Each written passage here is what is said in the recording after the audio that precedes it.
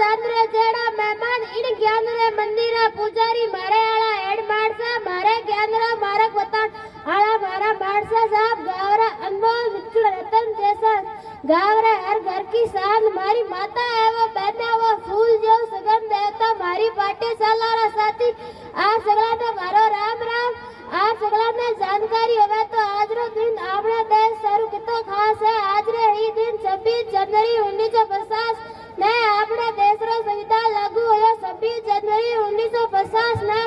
अपने देश रो संविधान लागू होयो 26 जनवरी 1950 ने ही अपनो देश प्रजातांत्रिक गणतंत्र देश बन्यो एनी पहलारी बात करो तो अपन याद रखनो सही है कि हमारा देश विदेशी देशाई ताकताई गुलामी से झगड़ा होता है में आजाद कराने में खातर सुभाष चंद्र बोस भगत सिंह चंद्रशेखर आजाद महात्मा गांधी आदि ने अपने जीवन रो व्यवसाय किया छता अपन आजादी मिली आजादी रे बाद देश ने अच्छी तरह चलाने वास्ते एक कानून कायदा जरूरत पड़ी बा कानून कायदा ढांचो ही संविधान है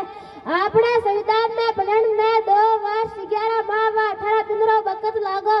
अपना संविधान दुनिया में सकला से उलटा व लिखित संविधान गिनी जे अपने संविधान में हर धर्म हर समाज मिनक मुगा टाबर ने लाल पोसर उनकी सारू कई नियम कायदा बतावड़ा है